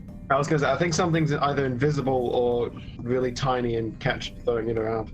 Alright, initiative, let's go. Hey, not bad. Okay. Yeah, that's not bad, huh, Kevin? Not bad. All right. Jesse, I don't think you are hidden, unfortunately, with the 5. I don't think so either. Yeah. Jorgmir, can you roll your initiative? In order to do that, I think you click on, what is it? You click on your name or something? There's an initiative button. Yeah. Cool. Oh. Yeah. Roll 20. Sorry about that, Jorgmir. Welcome. I didn't realize it had been knocking you out of here. it's been knocking him around for a Yeah, while. Discord's been funky today. Apologies. Jorgmir, can you roll me initiative? And where did you get lost? Where did you last hear? As soon as you said roll for initiative. Oh, awesome. Perfect. That's not bad at all. We're good. And I believe I just rolled for initiative. Yep, you did. Perfect.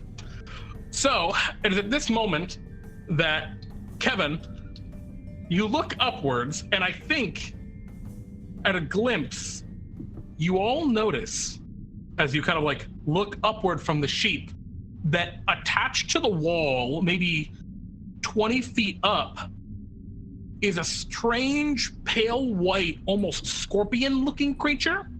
But from its long scorpion, actually coming out of its mouth, is this very, at its mouth level, it's like a thick, gooey web, but it comes down to a tiny little thread that it looks like the sheep just bumped into.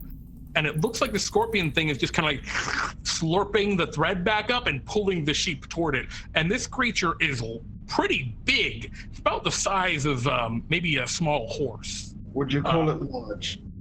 No, it's medium. It's a medium creature. Right. And it is about 20 feet up, just stuck to the wall, and it is reeling in the sheep to eat it, probably, would be your guess. Kevin, it's your move. As the sheep goes, bah! And freaks out. Kevin looks up to it and has paused for a moment before, like, a fist lands in his palm. Is like, oh, they didn't get lost. They got eaten. Right. Man! And with that, he's going to take off towards the thing. And the thing is about 20 feet from you. It's just up directly above the passage you entered in from.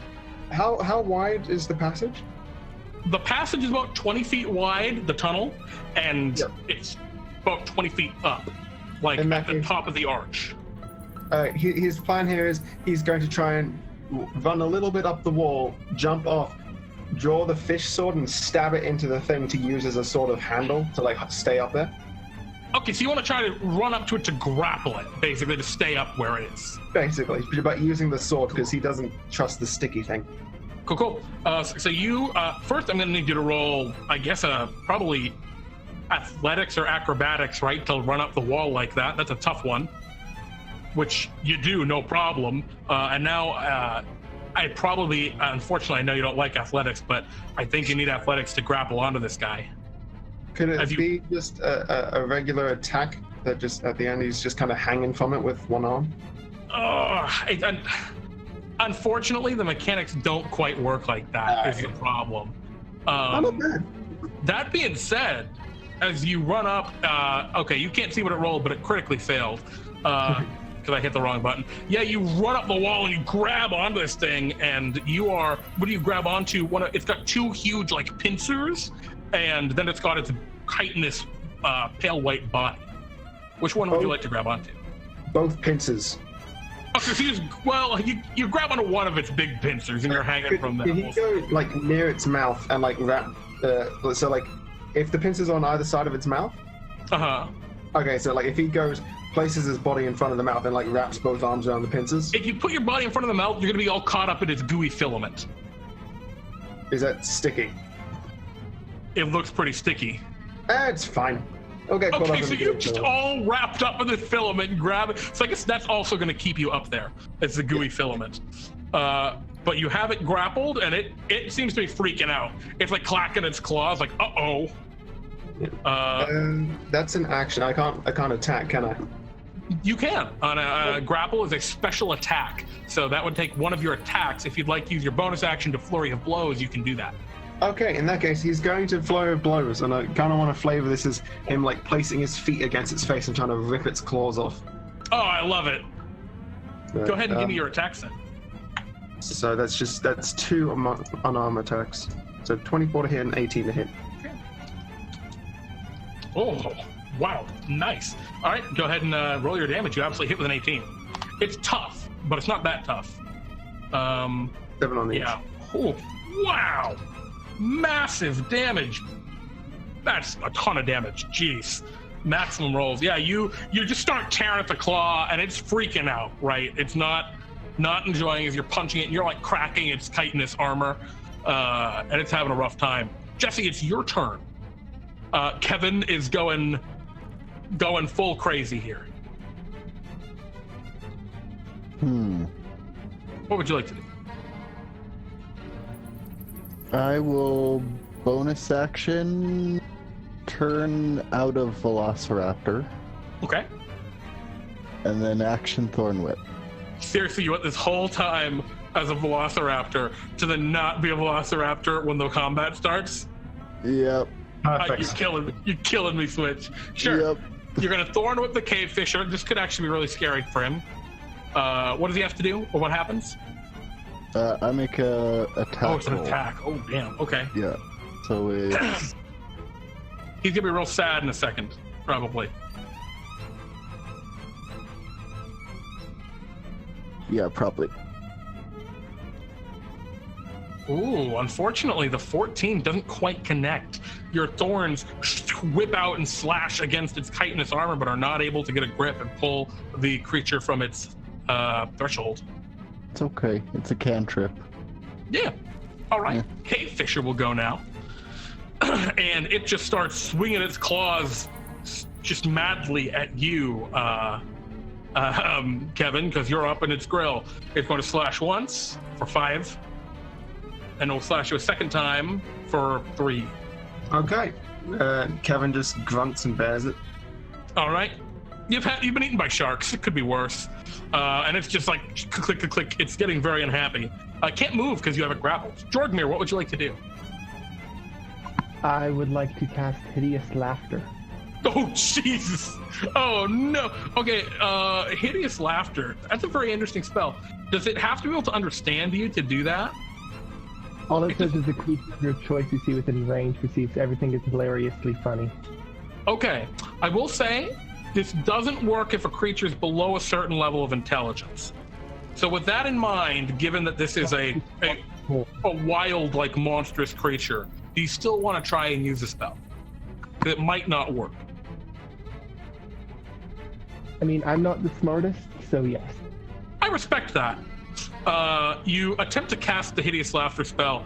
Unfortunately, this thing is barely too dumb to be affected by it. And unfortunately, it does not begin to laugh in joy, laugh in pain, as you were hoping it would. Well, that's my turn then. Okay, would you like to move it all, by the way? Or currently you, Jesse, and Ordin are still by the fence, basically. I like to move like a little bit back into the cavern, the open cavern that was there. Cool. All right, Ordin, it's your move. What would you like to do? So Ordin see this thing really do a pretty good thrashing on Kevin just now. Yeah, it clawed him. And so it needs to be distracted. So Okay. I'm going to cast Minor Illusion. All right. And I want to use Minor Illusion to try and make like the glowingest glow sheath that I can. Okay. Just like rising up into its point of view. All right. Okay, so you're trying to distract it with like another. I'm trying to distract it so that Kevin can get in some more hit. I like it. So are you trying to waste one of its attacks, or are you trying to I guess what's the outcome do you want here? Do you want it to waste an attack trying to go after the glow sheep, or do you want to just distract it to give Kevin advantage on an attack?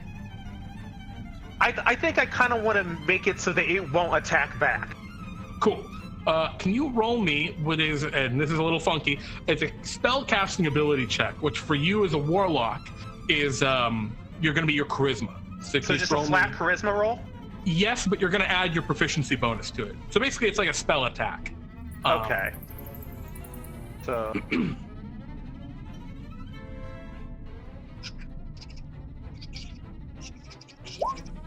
Oh, yeah. So you easily confound this cave fisher. And I think what happens, right, is it's gooey filament that it has on its mouth, right? It just kind of releases it. And Kevin, you're no longer held up there, but you're still grappling, thankfully. And it instead kind of almost salivates more goo as it looks at your fake illusory sheep, completely befuddled. Is there anything else you'd like to do, Ordin?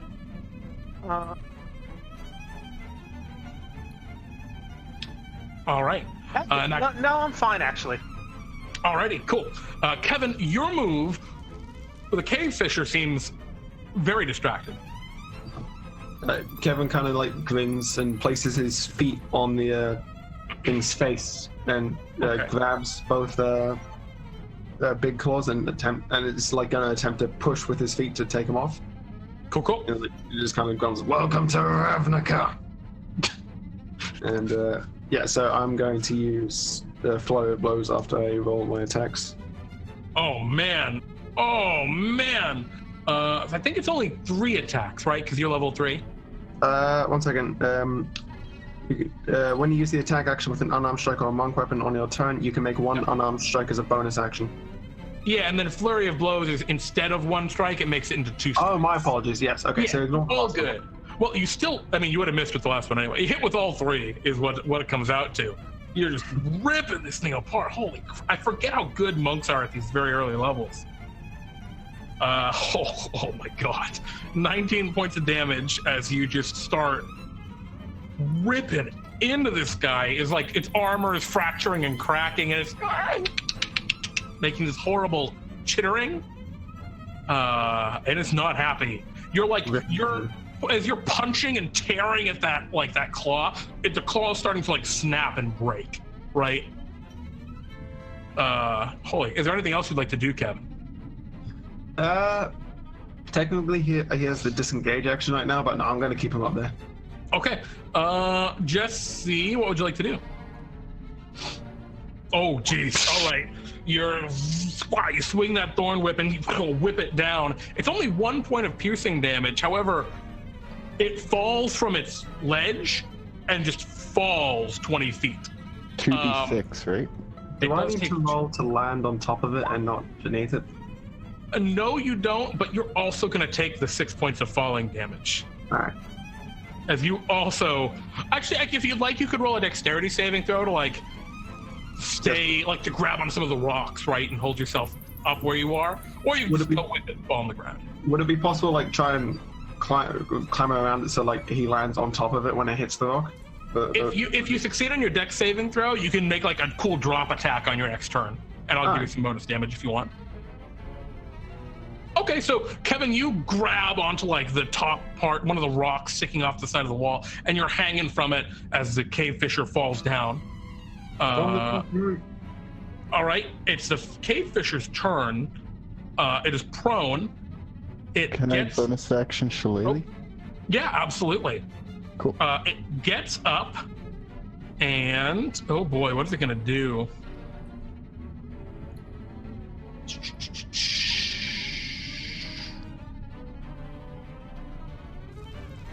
All right, it is going to start to run away. It starts to run down the tunnel just in the direction the sheep went. And it's very slow though. But you can see that there's a trail of that goo that is trailing behind it, right? This filament that it was spitting out. As it's trying to flee from you. George, attack, right? Not for you. You were more than... I thorn whipped him to me, right? I thought you thorn whipped him down. Yeah. But thorn whip pulls to you, regardless of where it's going down. If you would have wanted to pull him at you then. Yeah, and I bonus action shillelagh as well. So yeah, I guess if you're get close. I was under the impression you were still further away. Cool. In that case, if you had moved forward and done that, it won't run away if you're right next to it. It'll just attack you and try and kill you because it's really scared and will want to die. A 19 and a 17 to hit. Oh my god. The 17 does not hit. Really? That Galanodel armor. Oh. Yep. Well, it'll still slash it for 5, and it's looking pretty beat. Jorgmir, what would you like to do? It's your turn, as the cave fisher is now on the ground, 10 feet away from you, and it's pretty scary looking, this giant scorpion creature. My first thought was to cast sleep, but then I realized how bad of an idea that'd be. Unless you put it to sleep. It's up to you. But if I put it to sleep, then it'll go into dream world. You're totally right, it would. Oh my goodness, that would have been really funny. But also terrible for those poor mouse people. Kevin just sails through the air and the thing just disappears and he slams into the rock. How bad is Kevin looking? I think Kevin's looking pretty okay, right? He's hurt, but Kevin's I think like 3rd level, right? Yeah, well, Kevin is 24 max and he's currently on 10. Oh God! Wow. Okay, Kevin's actually looking a little more beat than you might think. Yeah, Okay. his decidedly non-crab-like hands are pretty bleeding. But I'll also tell you, Jorgmir, the cave fisher also looks pretty beat up. Don't worry, I got this. Style points. I think I'll use my longsword against it. Okay. And then would you like to use your bardic inspiration? It will not hit. Yeah, unfortunately, the 6 is not going to connect as you go to swing forward with the longsword. I will give bardic inspiration to Kevin. Awesome. Kevin, you feel inspired. That's the goal. Hoorah. Ordin, what would you like to do? Ordin is thinking that it might be time to finish this thing off, and just a beam of just this an irrational number just comes out of his hand. Yeah. And I'm gonna Eldritch Blast. I love it. I love it. And oh, no! Poor thing. What was that, Ordin? I was gonna describe how it missed, but it probably just ricochets off the wall. So, I mean, does it miss in some other fantastical way? I mean, I'm gonna say no for right now, just because I can't think of one. Yeah. Okay. All good. The word "for" just appears and it goes away. Oh boy. All right. Well, Ordin unfortunately misses the Eldritch Blast. Kevin, it's your move. All right, What would from you the like- top rope. You're gonna jump down and try and strike. So the bright side is, Kevin, did you take that? By the way, did you remove that 6 damage? Because you would not have taken that. Did I not take 6 damage from him? No, because you haven't fallen yet. Now Oh, you're gonna right, yeah. fall. So go ahead and make me an attack roll. If you Oh, yeah. hit with this, it will I'm do using my extra bardic damage. inspiration. You can absolutely use that bardic inspiration. That's why I gave it to you. Well, you gotta roll to hit too. Yeah. All right. You jump down from the high ropes, slam into the cave fisher. You take 8 damage. So does the cave fisher from your landing as you slam down on top of it. Jesse, there's like a little bit of cave fisher goo that splashes up onto you just because you're right there. The cave fisher's still up, but it's like twitching and it's not looking good. All right, and there's 4 damage from that attack. Is there anything else you'd like to do, Kevin? I mean, you still have a bonus action.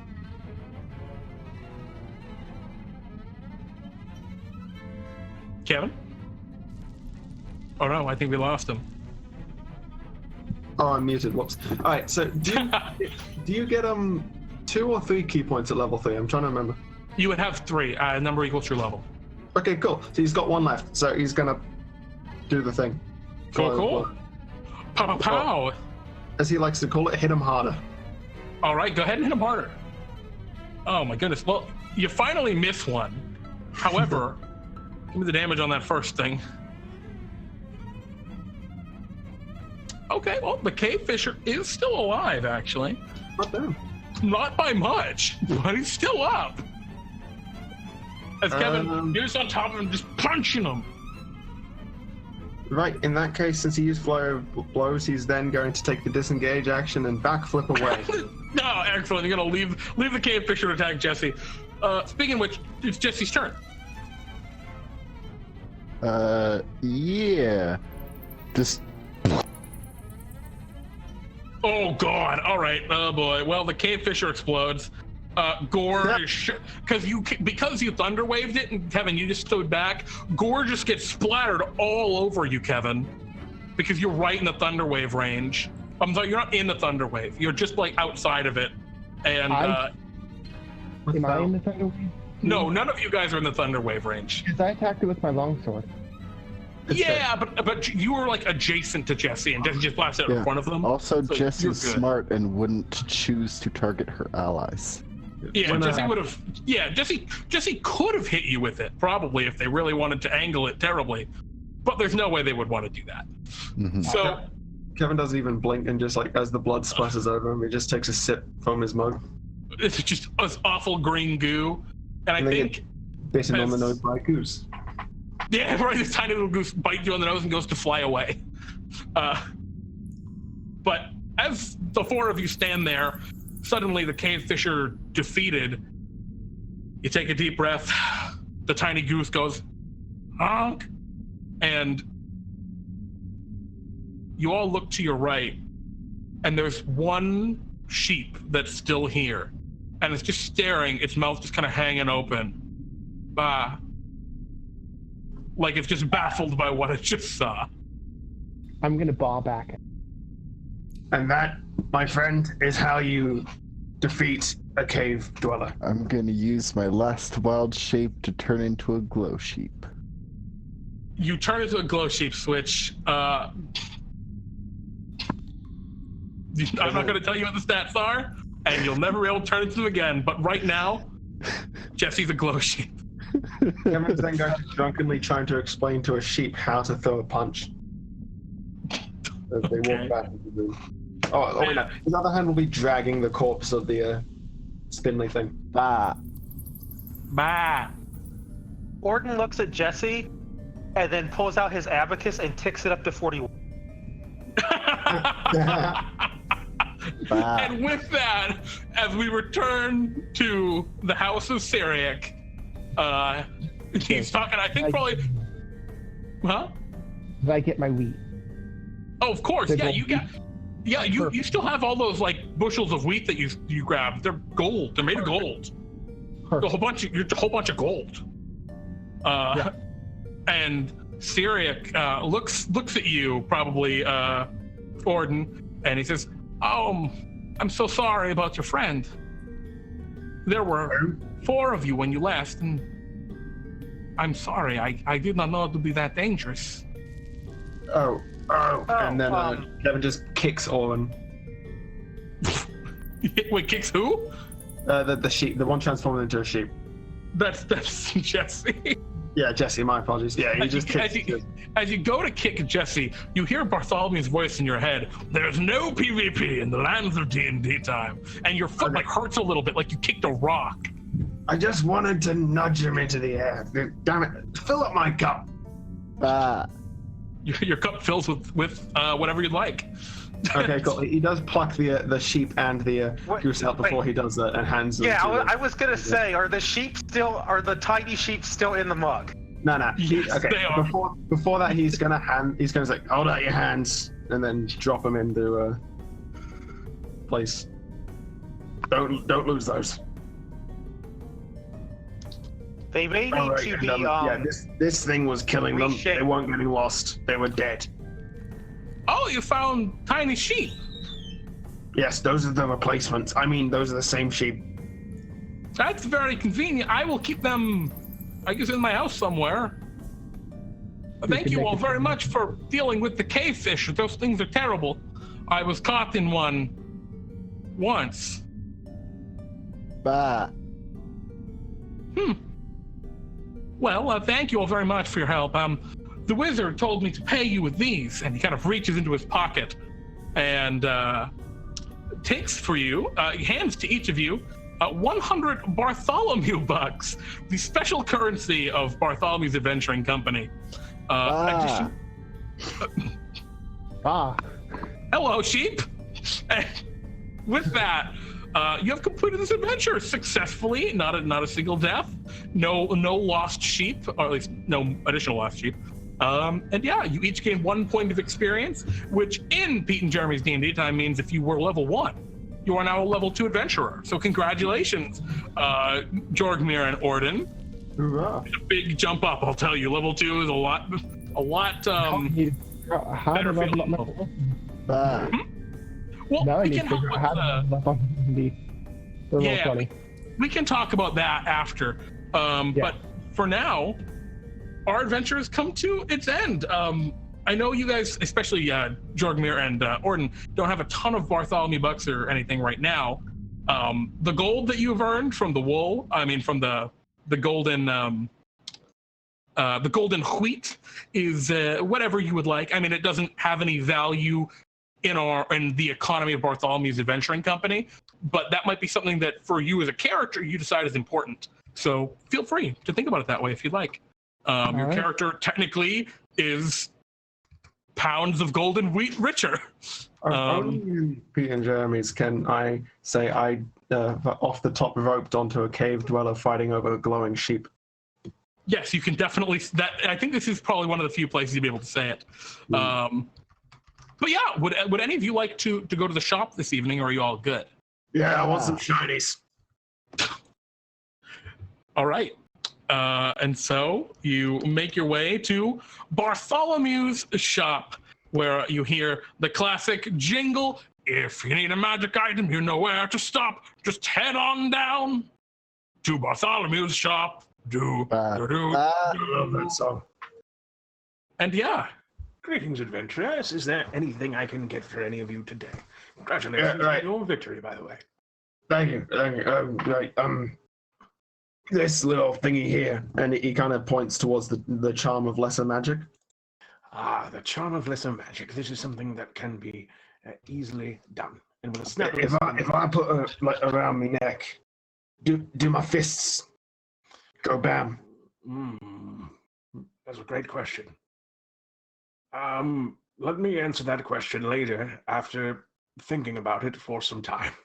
Okay. I think the way our rules kind of work is technically it would have to be some kind of article of clothing or something you have. Yeah, in that case, I want to... technically. Where's the bag? But the charm of lesser magic, I think, only applies to weapons.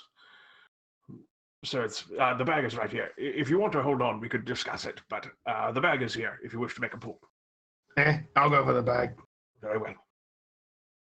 All right. I wish you the absolute best of luck with your pull.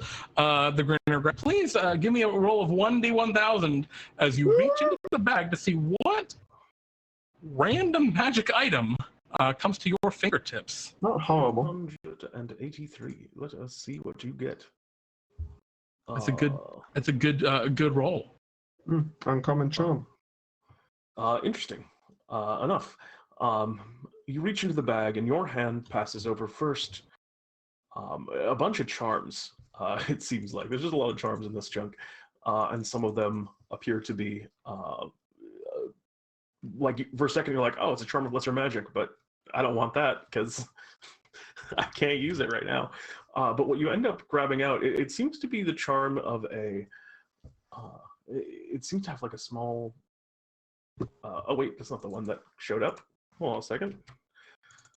My the bag system here is messing with me as I'm. Yeah, Pete. I would recommend, and Greener, if you're cool with this, I'd recommend bumping up to just the next category out of the charms because the charm parts are a little funky right now because we haven't fixed those. So just go up to next tier if you're cool with that.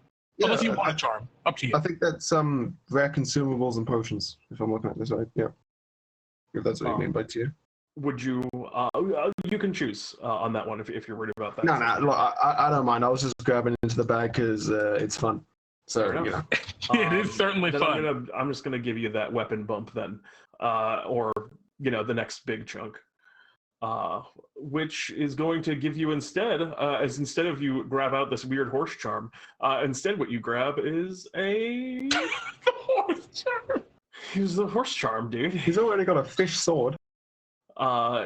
You grab what appears to be a small, it seems to be a small vial, and as you pull it out, this is one of the bottled blessings.